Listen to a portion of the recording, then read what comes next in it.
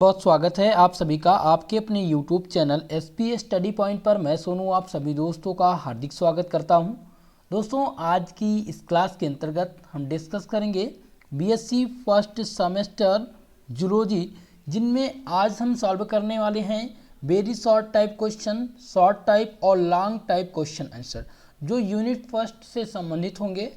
आपके unit first में very short type में कौन सा प्रश्न आएगा, शॉर्ट टाइप में कौन सा प्रश्न पूछा जाएगा और लॉन्ग टाइप में किस टाइप के प्रश्न इस बार एग्जाम में आएंगे, इन सभी बातों का डिस्कशन आज की इस क्लास में किया जाएगा।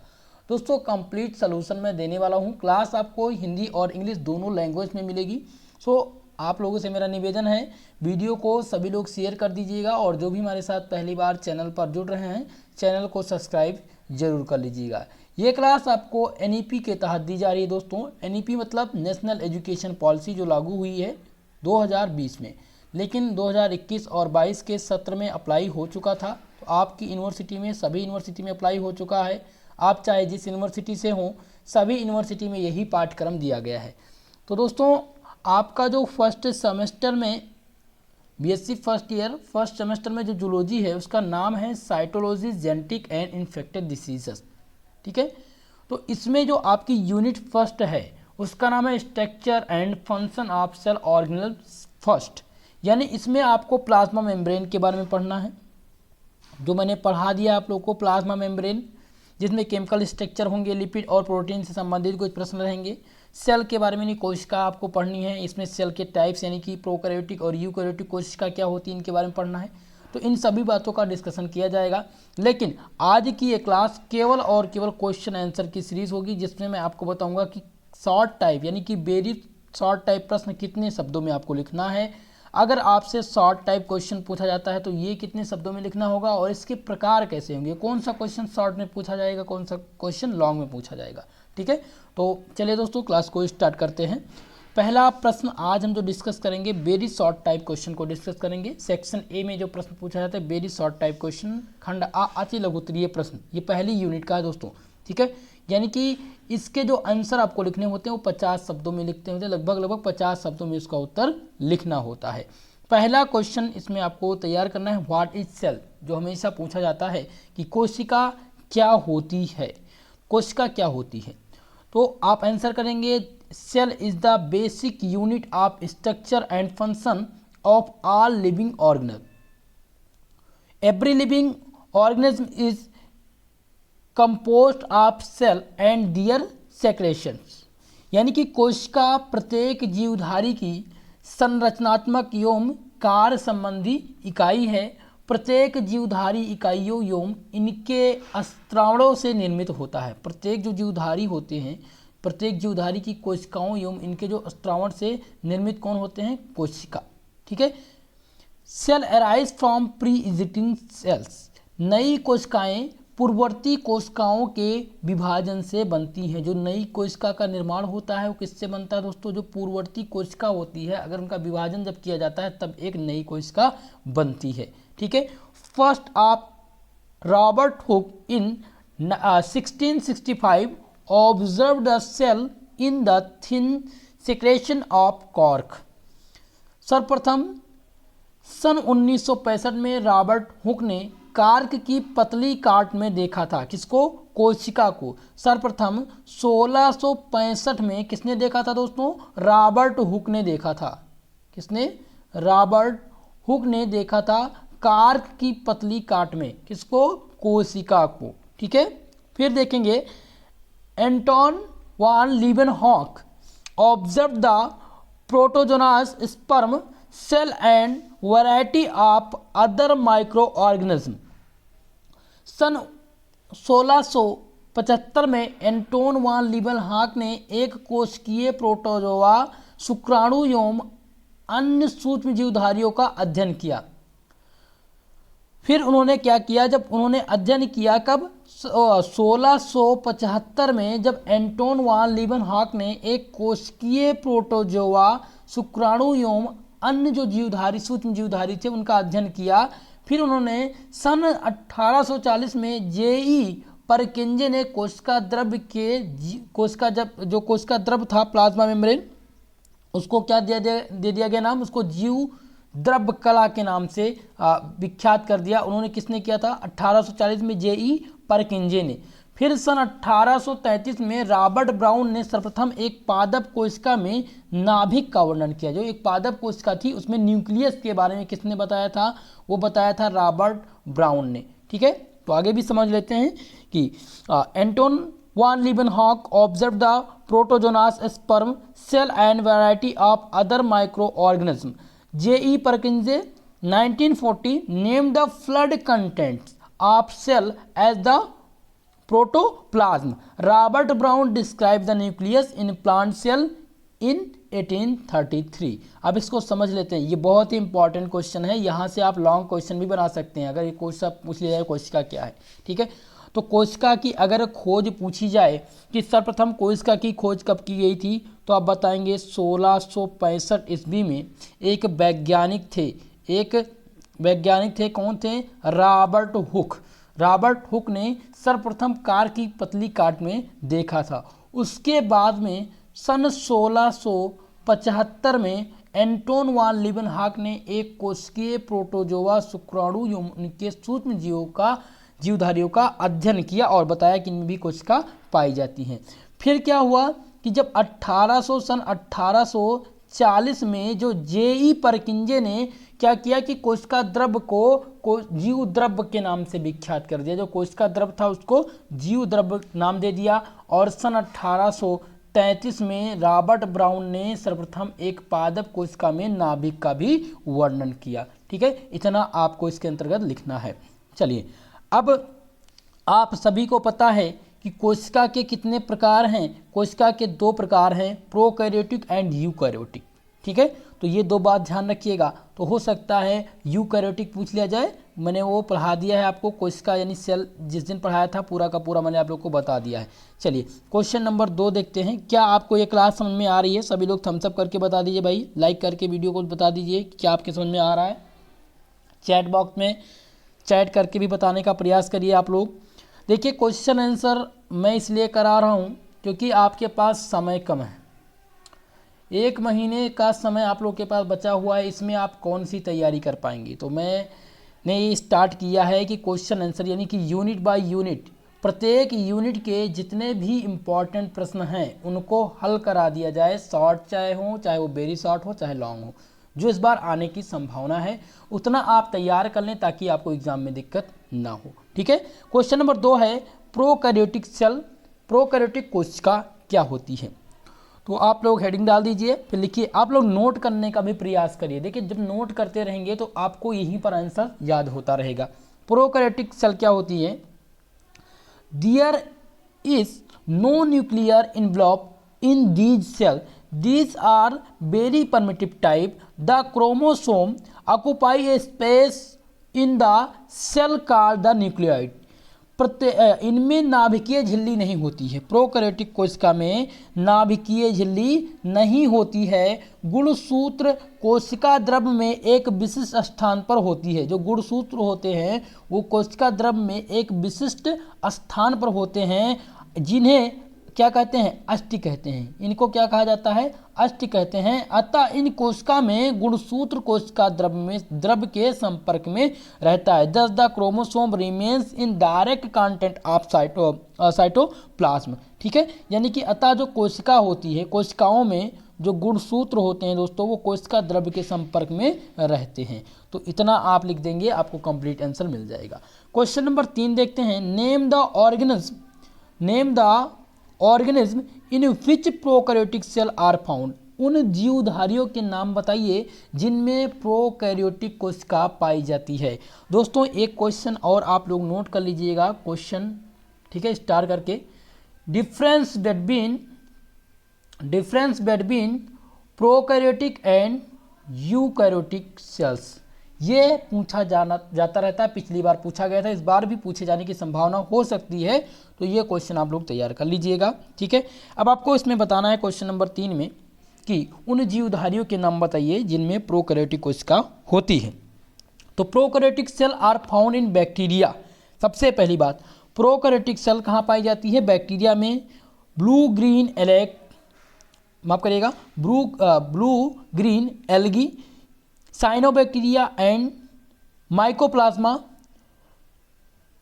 इतना आपको नोट करना है। देखिए अगर आपसे पूछा जाए कि भाई जीवधारी का नाम बताइए जो प्रोकैरियोटिक सेल में कोशिका में होती है, तो आप पहला बता देंगे कि प्रोकैरियोटिक कोशिका में बैक्टीरिया तो पाई जाती है, नील हरित शैवाल भी पाए जाते हैं, साइनोबैक्टीरिया पाई जाती है, माइकोप्लाज्मा पाई जाती है और प्लूरो न्यूमोनिया लाइक ऑर्गेनिज्म भी पाई जाती है। ठीक है, तो आपको इतना तैयार करना है। क्वेश्चन नंबर 3 मोस्ट इंपॉर्टेंट है। ठीक है, जब भी पूछा जाए तो आप बता देंगे। दो चीज़ आप हमेशा कॉमन याद रखिएगा। पहला तो आपको याद रखना है बैक्टीरिया, ब्लू ग्रीन एल्गी, फिर साइनोबैक्टीरिया, फिर आपको माइकोप्लाज्मा। ओके, इतना आपको याद रखना है। चलिए नेक्स्ट क्वेश्चन बढ़ते हैं। आपको शॉर्ट में बस इतना ही तैयार करना है। अब जो प्रश्न होंगे वो होंगे लघु उत्तरीय के, यानी कि शॉर्ट टाइप क्वेश्चन इसमें डिस्कस करने हैं आपको। तो शॉर्ट टाइप में जो आपको आंसर लिखना होता है वो 200 शब्दों में लिखना होता है। बहुत ही आसानी से समझेंगे। हिंदी और इंग्लिश कंबाइंड लैंग्वेज दे रहा हूँ, क्या आप लोग के लिए अच्छा है? सभी लोग कमेंट करके बताइए भाई। और जब भी क्लास एंड हो, ख़त्म हो, तो आप लोग से मेरा निवेदन है कि क्लास के लास्ट में जब ख़त्म हो जाए तो आप कमेंट करके ज़रूर बता दिया करिए कि क्लास कैसी है, क्या आपको इस क्लास में कुछ समझ में आया या बदलाव करने की ज़रूरत है। आप कमेंट करेंगे, उस कमेंट के आधार पर क्लास को थोड़ा सा और मॉडिफाई करने का प्रयास किया जाएगा। ओके, चलिए अब सेक्शन बी में जो प्रश्न है वो है define the cell theory, give the modern vision of this theory. कोशिका सिद्धांत को परिभाषित कीजिए, नए कोशिका सिद्धांत का वर्णन कीजिए। दोस्तों मैंने एक जूलॉजी का मैंने एक क्वेश्चन पेपर आप लोग के लिए तैयार किया था, जो अभी ओल्ड पेपर था 2021 और 22 के अंतर्गत कराया गया है, वो मैंने आप लोग को बताया भी है। तो एक बार वो प्रश्न पत्र जरूर देख लीजिएगा, वहाँ पर ये इस टाइप के क्वेश्चन आपको मिलेंगे। ठीक है, तो यहाँ पर है कोशिका सिद्धांत को परिभाषित कीजिए। तो सबसे पहले आप हेडिंग डालेंगे डेफिनेशन, फिर लिखेंगे cell theory, definition of cell theory ऐसे डाल के हेडिंग कर देंगे। फिर लिखेंगे in short cell theory can be defined by 3 points. संक्षेप में कोशिका सिद्धांत को 3 बिंदु से हम समझ सकते हैं। अब वो कौन कौन से बिंदु हैं इनको समझ लेते हैं। पहला बिंदु ये है दोस्तों, all living organism are compost of cell और सेल्स। सभी जीवधारी कोशिका या कोशिकाओं से बनते हैं। पहला पॉइंट, कोशिका थ्योरी को समझने के लिए इन्होंने 3 पॉइंट दिया है और आपको 3 पॉइंट याद करना है कि सभी जो जीवधारी हैं वो कोशिका या कोशिकाओं से बनते हैं। ओके, दूसरा पॉइंट इनका है cell are the functional unit of life. कोशिका जीवधारियों की संरचनात्मक एवं कार्य संबंधी इकाई है। तीसरा पॉइंट है all cell arise from pre existing cell. कोशिकाएं पूर्ववर्ती कोशिकाओं से उत्पन्न होती हैं। ये 3 पॉइंट आपको हमेशा याद रखना है। सेल, देखिए ये कोशिका है दोस्तों, ये जूलॉजी में भी मिलेगा और बॉटनी में भी आपको पढ़ना है। बॉटनी में भी आपको पढ़ना है सेकेंड यूनिट के अंतर्गत। ओके, तो दोनों इंपॉर्टेंट है आपके लिए। तो जब भी सेल थ्योरी की बात हो तो आप 3 पॉइंट को याद रखेंगे कि सभी जीवधारी कोशिकाओं से मिलकर बने होते हैं। कोशिका या कोशिकाएं जीवधारियों की संरचनात्मक एवं कार्यात्मक इकाई हैं।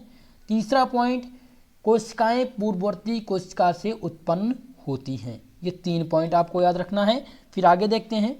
In 1838 and 39 Theodor Schwann and MJ Schleiden give cell theory. दोस्तों सन 1838 और 39 के अंतर्गत थियोडोर शॉन एवं एमजे शिल्डन ने नई कोशिका सिद्धांत का प्रतिपादन किया था।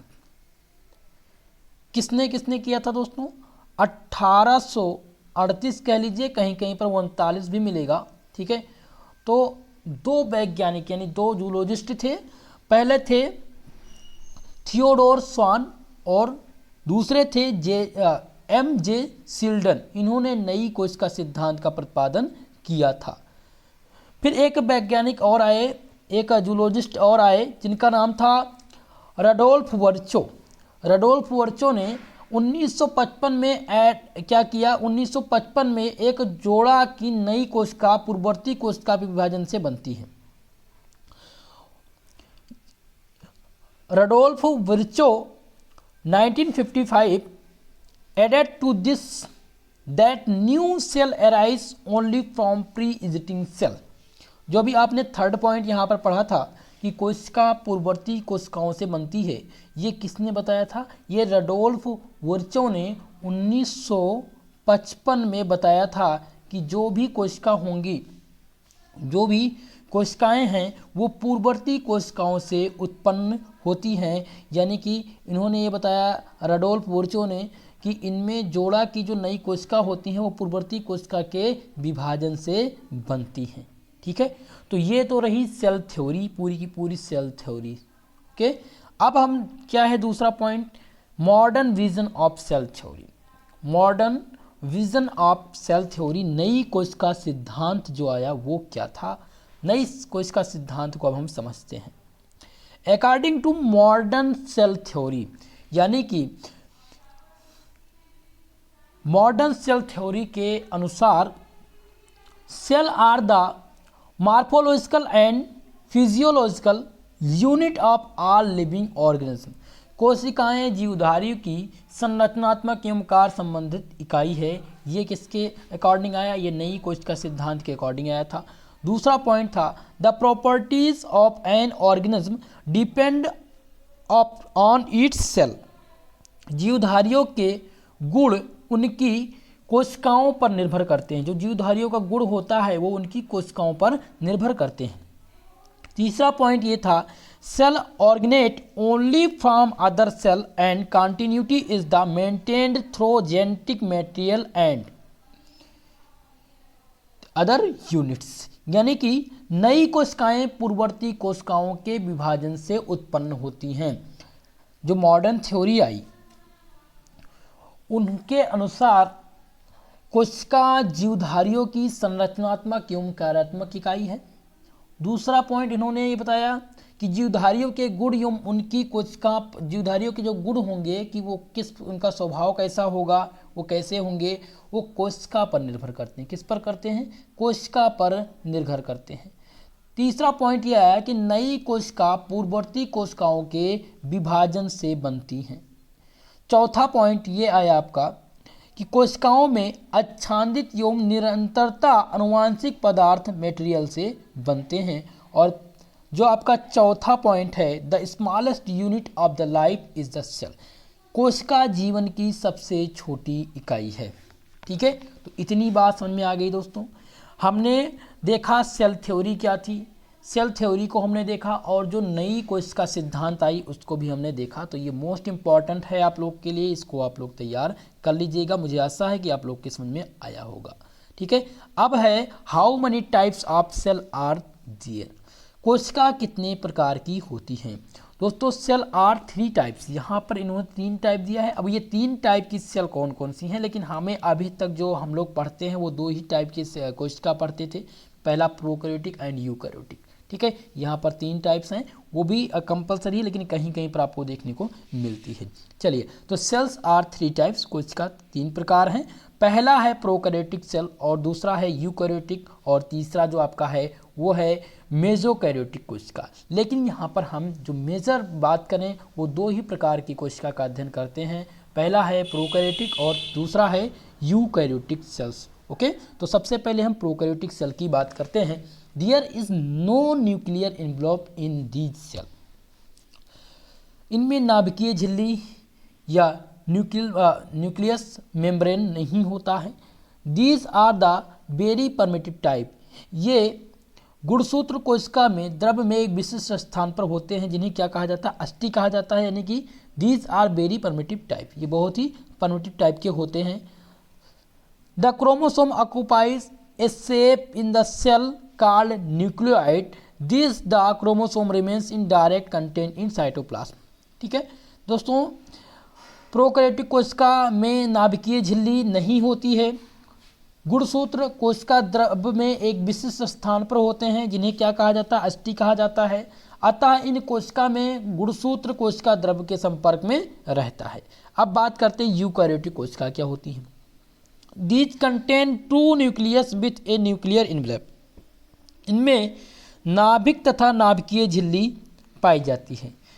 यूकैरियोटिक कोशिका में नाभिक भी पाया जाता है और नाभिकीय झिल्ली भी, यानी न्यूक्लियस एंड न्यूक्लियर मेम्ब्रेन पाई जाती है।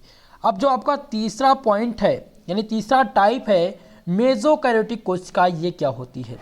In this type of cell nuclear membrane is present eukaryotic character but DNA is not associated with the histones prokaryotic character, that is the dinoflagellate protozoans। दोस्तों मेसोकैरियोटिक कोशिका की बात करें तो मेसोकैरियोटिक कोशिका में यूकैरियोटिक कोशिका के समान इनमें नाभिकीय झिल्ली होती है। इनमें क्या होती है? मेसोकैरियोटिक कोशिका में नाभिकीय झिल्ली होती है, परंतु प्रोकैरियोटिक कोशिका की तरह इनमें डीएनए में हिस्टोन नहीं पाए जाते। जैसे देखिए प्रोकैरियोटिक कोशिका में क्या पाए जाते हैं?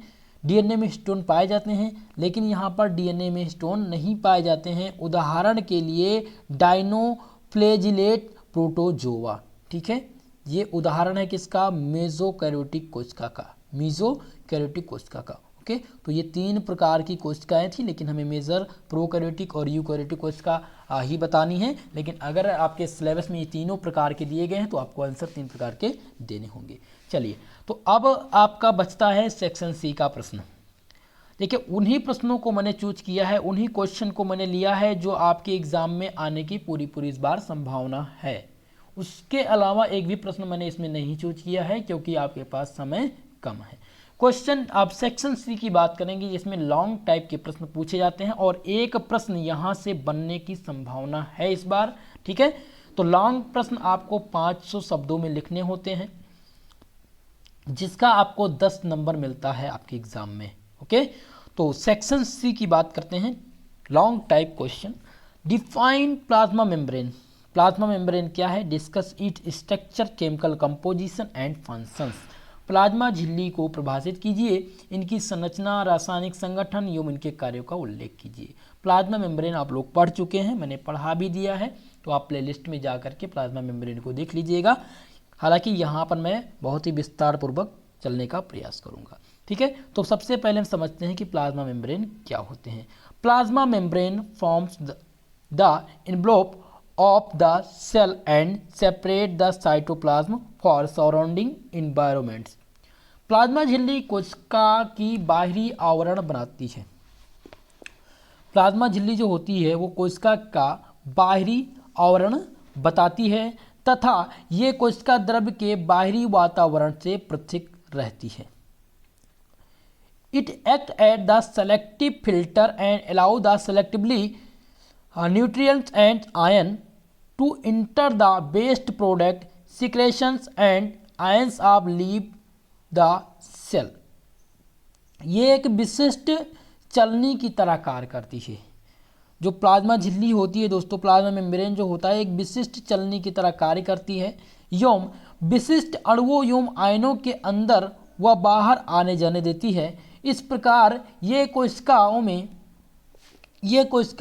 में अणुओं के सांद्रण एवं विशिष्ट सीमा तक लगभग स्थिर रहती है। Thus the maintains the concentration of molecule in the cytoplasm within limits. के इतना आप लिख सकते हैं प्लाज्मा मेम्ब्रेन के बारे में। अब देखते हैं कि प्लाज्मा मेम्ब्रेन की संरचना कैसी होती है, plasma structure of plasma membrane, ठीक है। Plasma membrane of different cell में बी 75 से लेकर के 250 एंगस्ट्रॉम थिक।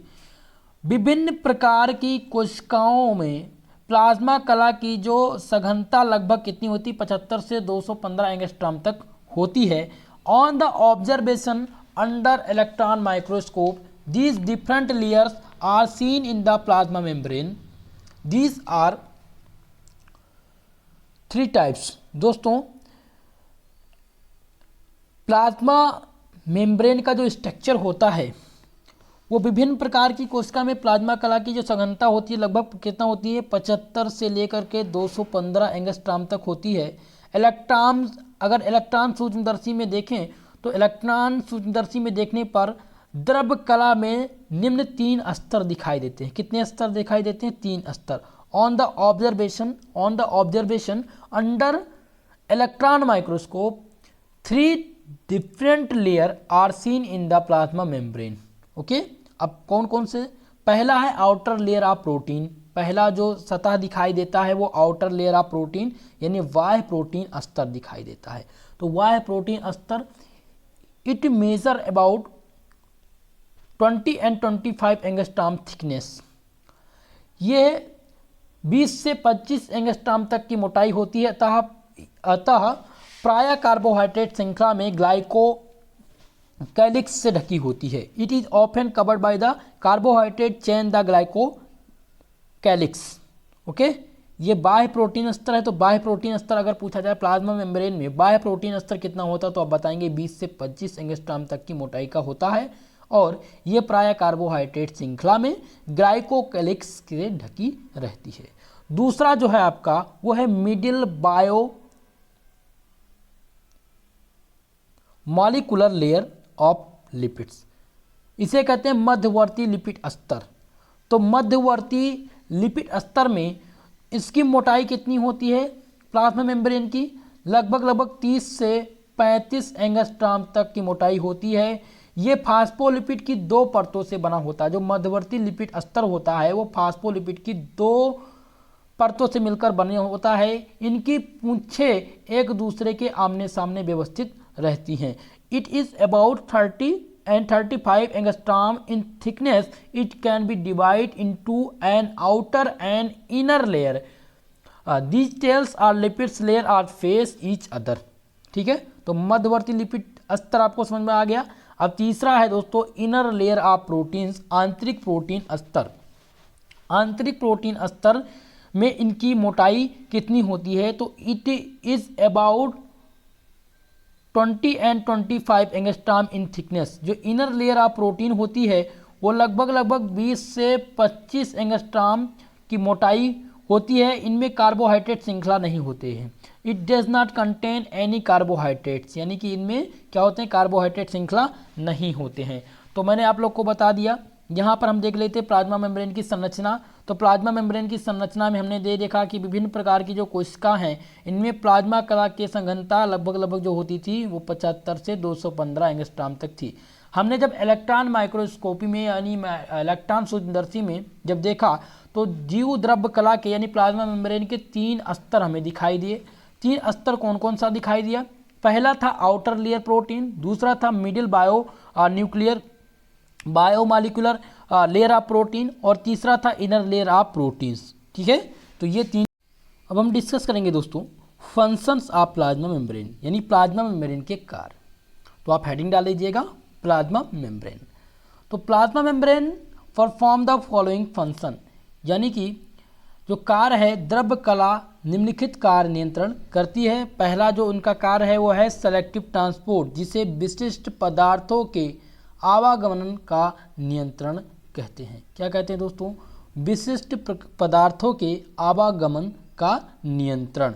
तो इसमें आप देखेंगे जो सेलेक्टिव ट्रांसपोर्ट है ये क्या होता है। Plasma membrane is selectively permeable.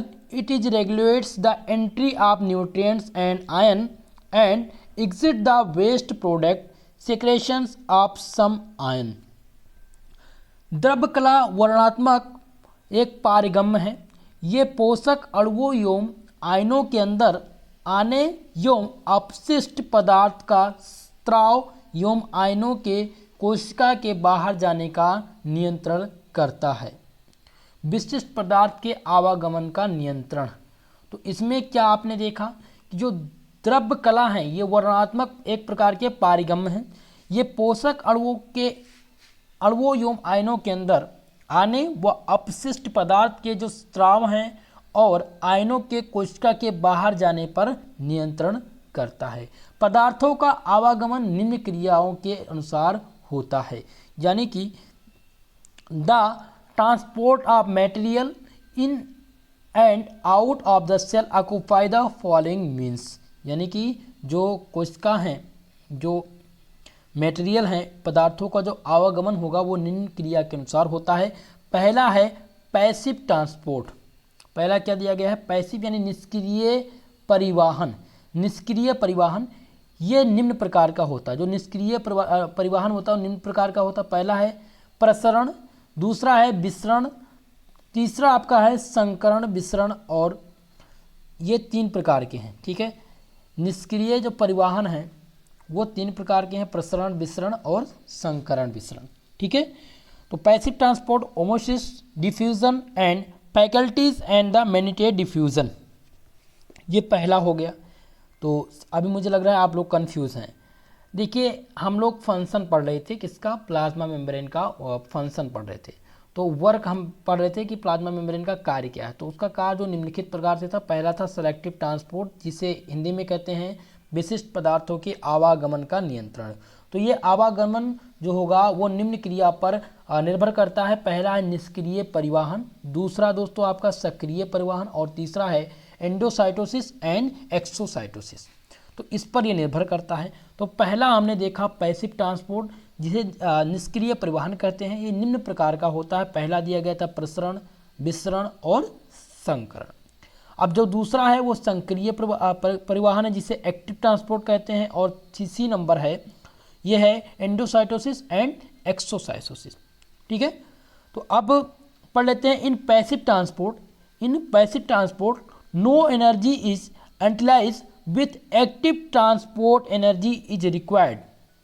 निष्क्रिय परिवहन में ऊर्जा का व्यय नहीं होता है, परंतु सक्रिय परिवहन में ऊर्जा प्रयुक्त होती है। अगर हम बात करें एंडोसाइटोसिस, एंडो तथा एक्सोसाइटोसिस क्रिया के द्वारा बड़े कणों तथा अधिक मात्रा में पदार्थ का परिवहन होता है। Endocytosis and exocytosis are also known as cell drinking और cell eating and cell vomiting, ठीक है।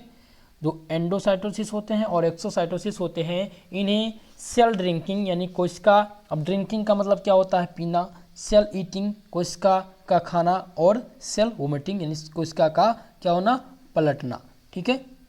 तो आप इस प्रकार से समझ सकते हैं कि जो विशिष्ट पदार्थ के आवागमन का नियंत्रण था वो विभिन्न क्रिया पर निर्भर करता था। पहला था निष्क्रिय परिवहन, जिनमें 3 प्रकार के पहलू शामिल थे। पहला था प्रसरण, विसरण और संकरण, जिसे osmosis, diffusion and facilitated and mediated diffusion कहते थे। दूसरा आपका था वो एक्टिव ट्रांसपोर्ट, जिसे सक्रिय परिवहन कहते थे। तो एक्टिव ट्रांसपोर्ट में हमने क्या देखा, in passive transport no energy is utilised while the active transport energy required. Active transport में क्या होता है, एनर्जी की रिक्वायर्ड होती है। एंडोसाइटोसिस और एक्सोसाइटोसिस में क्या होता है, एंडो तथा एक्सोसाइटोसिस में क्रिया के द्वारा बड़े कणों तथा अधिक मात्रा के पदार्थों का क्या होता है, परिवहन होता है, ठीक है। चलिए दूसरा प्रकार का जो कार्य है वो है कम्युनिकेशन विथ निगबोरिंग सेल, पड़ोसी कोशिकाओं से संपर्क। कम्युनिकेशन विथ निगबोरिंग सेल, पड़ोसी जो कोशिका हैं उनसे किस प्रकार का इनका संपर्क रहता है, इसके बारे में समझते हैं, ठीक है। Neighbouring cell normally communicate among through. अधिकांश कोशिकाएं लघु वायनो, जिन्हें गैप जंक्शन कहते हैं, इनके द्वारा एक दूसरे के संपर्क में आती हैं। जो पड़ोसी कोशिकाएं होती हैं, निगबोरिंग सेल जो होती हैं, वो किस प्रकार से प्लाज्मा मेम्ब्रेन के संपर्क में आती हैं, वो आती हैं गैप जंक्शन, ठीक है,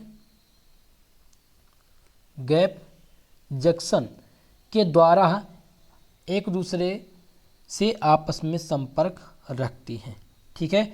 तो neighbouring cell normally communicate among through small window called gap junction, salt, iron, amino acid, sugar, vitamins, some hormones and chemical messengers like cyclic AMP can be passed through the gap junction।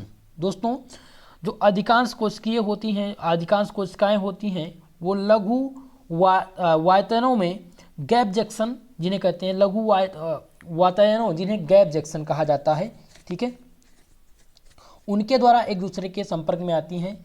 इन वातायनों द्वारा आयनों, amino अम्ल, शर्कराओं, vitamin, कुछ hormones एवं रासायनिक संदेशवाहक का आगमन होता है। किसके द्वारा होता है, गैप जंक्शन के द्वारा होता है। तीसरा पॉइंट है सेल मोबिलिटी, यानी कोशिकीय गतिकी। कोशिकीय गति क्या होती है, तो इसमें हम समझ लेते हैं दोस्तों। Many cell can move, that is protozoa, embryonic cell and WBC जिसे कहते हैं। अनेक कोशिका जैसे प्रोटोजोआ, भ्रूणीय कोशिका एवं भक्षण कोष्ठों में गति का प्रचलन होता है। The cytoplasm consist of cytoskeleton in the term of micro filament, intermediate filament and microtubules. कोशिका द्रव में माइक्रोफिलामेंट्स, मध्य फिलामेंट एवं सूक्ष्म नलिकाओं से निर्मित कोशिका का कंकाल होता है। इस कंकाल की सहायता में जो संकुचन होते हैं दोस्तों, वो गति, संकुचन गति जैसे अमीबा जैसे कि गति करता है, वो साइटोकाइनेसिस होती है। ये सभी प्रकार की गतियाँ द्रव कला की प्रकृति होने के साथ होती हैं। ठीक है, तो हमने कोशिका की गति देखा। कोशिका की गति में हम पढ़ रहे थे प्लाज्मा मेम्ब्रेन की गति के बारे में। तो यहाँ पर हमने देखा अनेक प्रकार की जो कोशिकाएं हैं, जैसे कि प्रोटोजोआ ले लीजिए, भ्रूणीय कोशिका ले लीजिए, इनमें जो भक्षण होते हैं वो कोष्ठों के गति के प्रचलन के आधार पर होते हैं। ठीक है, फिर क्या हमने देखा कि कोशिका में जो माइक्रो इन्फ्लामेंट हैं, मध्यवर्ती फिलामेंट्स हैं और सूक्ष्म नलिकाओं में निर्मित कोशिका कंकाल जो निर्मित जो होते हैं वो कोशिका कंकाल में होते हैं।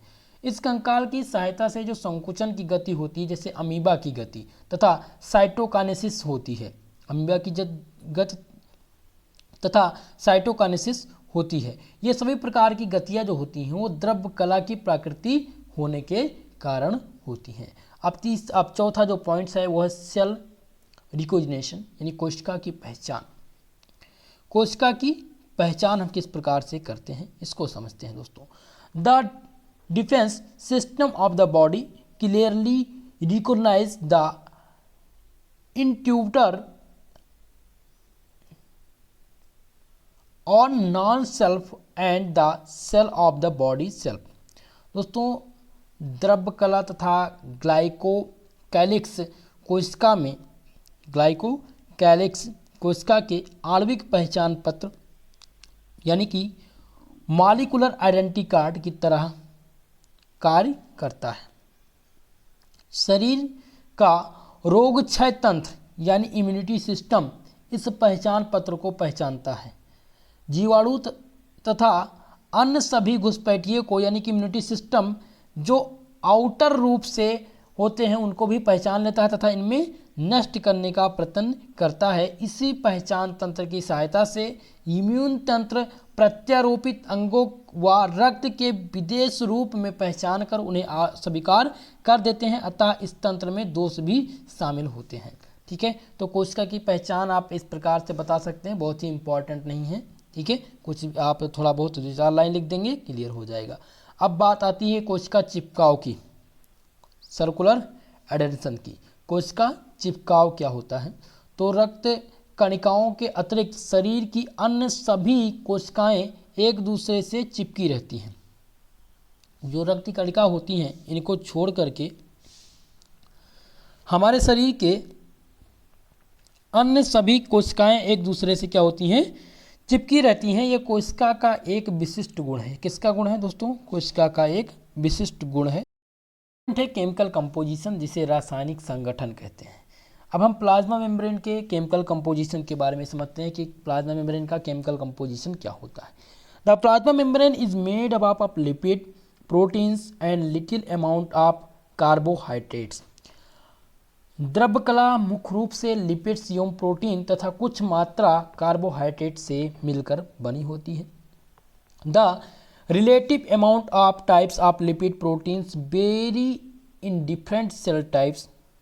विभिन्न प्रकार की कोशिकाओं में लिपिड तथा प्रोटीन की भिन्न भिन्न मात्रा होती है। Such as the myosin membrane of the nerves tissue contain 19% lipids and 10% protein, while human red blood cell membrane contains 60% protein and 40% lipids. दोस्तों, जैसे कि तंत्रिका ऊतक में मज्जा कला में 90% लिपिड 10% प्रोटीन होता है, जबकि मनुष्य की लाल रक्त कणों की जो द्रव कला में लगभग 60% प्रोटीन और 40% लिपिड होते हैं। ठीक है, और लिपिड्स क्या होते हैं? द्रव कला में मुख्य रूप से 3 प्रकार के लिपिड्स होते हैं। कमेंट करके बताइएगा कितने प्रकार के लिपिड कौन कौन से हैं। ठीक है, तो हमने क्या पढ़ा? Chemical composition of plasma membrane. इसमें हमने देखा कि जो द्रव कला हैं वो मुख्य रूप से लिपिड्स, प्रोटीन तथा कुछ मात्रा कार्बोहाइड्रेट से मिलकर बने होते हैं। विभिन्न प्रकार के कोशिकाओं में लिपिड तथा प्रोटीन की विभिन्न विभिन्न मात्रा होती है। जैसे कि अगर हम बात करें तंत्रिका ऊतक की, तो मज्जा कला में 90% लिपिड्स और 10% प्रोटीन होता है। जबकि मनुष्य की लाल रक्त कणिकाओं की बात करें तो इसमें 60% प्रोटीन और 40% लिपिड्स होते हैं। इतना ही आपको लिखना है। तो आपने देखा कि जो ये लॉन्ग टाइप का क्वेश्चन था, इसमें लगभग आपको 15 पॉइंट लिखने होंगे। 15 पॉइंट्स में इसका आंसर आपको लिखना होगा, तब आपको 10 नंबर मिलेंगे। और ये क्वेश्चन मोस्ट इम्पॉर्टेंट है, बहुत ही इम्पॉर्टेंट क्वेश्चन है, वेरी वेरी मोस्ट इम्पॉर्टेंट। ठीक है, वीआईपी प्रश्न है, तो इसको आप लोग तैयार कर लीजिएगा कम्प्लीटली। मैंने आप लोग को एक बार मैं रिवीजन के तौर पर बताऊंगा लॉन्ग टाइप का क्वेश्चन कि किस प्रकार से आपको लिखना है। जैसे यहाँ क्वेश्चन था दोस्तों कि प्लाज्मा मेम्ब्रेन क्या होते हैं, इनके स्ट्रक्चर और इनके केमिकल कंपोजिशन और कार्य के बारे में बताइए। तो सबसे पहले आपने बताया प्लाज्मा मेम्ब्रेन क्या होते हैं, प्लाज्मा मेम्ब्रेन की बात की। उसके बाद में आपने लिखा प्लाज्मा मेम्ब्रेन झिल्ली की संरचना, यानी कि स्ट्रक्चर ऑफ प्लाज्मा मेम्ब्रेन। अब स्ट्रक्चर में 3 प्रकार का स्ट्रक्चर आया आपके सामने। पहला स्ट्रक्चर है आउटर लेयर ऑफ प्रोटीन, दूसरा है middle biomolecular layer of lipids, और तीसरा आया इनर लेयर ऑफ प्रोटीन्स। ठीक है, उसके बाद में हमने देखा कार्य के बारे में, फंक्शन देखा प्लाज्मा मेम्ब्रेन का फंक्शन में हमने क्या देखा, सेलेक्टिव ट्रांसपोर्ट। जो पहला टाइप था वो विशिष्ट पदार्थों के आवागमन का नियंत्रण, जिसमें हमने पहला पॉइंट दिया पैसिव ट्रांसपोर्ट, दूसरा पॉइंट दिया एक्टिव ट्रांसपोर्ट, और तीसरा दिया एंडोसाइटोसिस और एक्सोसाइटोसिस। ठीक है, फिर हमने दूसरा जो वर्क इसका देखा वो कम्युनिकेशन विथ निगबोरिंग सेल, यानी पड़ोसी कोशिकाओं के संपर्क, कि कैसे पड़ोसी कोशिका एक दूसरे के संपर्क में आते हैं। फिर तीसरा पॉइंट जो था वो है सेल मोबिलिटी, जिसे कोशिका की गति कहते हैं। चौथा पॉइंट हमने इसमें देखा कोशिका पहचान, और पांचवा है कोशिका चिपकाव, और छठवां पॉइंट इसमें आया आपका रासायनिक संगठन, केमिकल कंपोजिशन। तो आपको पता हो गया, इतने चरणों में आपको इसका आंसर लिखना है। दोस्तों आज की ये क्लास आपको कैसी लगी कमेंट बॉक्स में कमेंट करके ज़रूर बताइएगा। साथ ही साथ इस वीडियो में जितने लोगों ने अभी तक देखा है, ठीक है, वो सभी लोग वीडियो को सबसे पहले तो लाइक कर दीजिए, और जो भी हमारे इस चैनल पर नए आए हैं चैनल को सब्सक्राइब जरूर कर लीजिएगा। दोस्तों कल की क्लास जो होगी वो सेकेंड यूनिट के इम्पॉर्टेंट क्वेश्चन को लेकर के होगी। साथ ही साथ दोस्तों रही बात बॉटनी की क्लास के लिए, तो बॉटनी की जो क्लास होगी उसमें मैं आपको टॉपिक बाय टॉपिक पढ़ाने वाला हूँ, यानी सेकेंड यूनिट कल स्टार्ट हो जाएगी बॉटनी की, जिसमें हम डिस्कस करेंगे स्ट्रक्चर ऑफ सेल के बारे में, सेल की पूरी संरचना, पूरा का पूरा संरचना खत्म करेंगे। माइक्रोब्यूटलस क्या होता है, माइटोकॉन्ड्रिया क्या है, इन सभी के बारे में कल की क्लास में चर्चा की जाएगी। जल्द ही जल्द आपका सिलेबस खत्म होगा, ये मानकर चले 2 सप्ताह के अंदर, यानी कि 15 दिनों में आपका पूरा का पूरा टॉपिक खत्म करने का प्रयास रहेगा। ठीक है, तो आप सभी लोग क्लास के टाइम पर लाइव आ जाया करिएगा, और आपका कोई क्वेश्चन है अगर तो कमेंट बॉक्स में कमेंट कर सकते हैं, पूछ सकते हैं, आपके क्वेश्चन का जवाब जरूर दिया जाएगा। ठीक है दोस्तों, तो आज के लिए बस इतना ही, मिलते हैं नेक्स्ट क्लास में, तब तक के लिए जय हिंद जय भारत।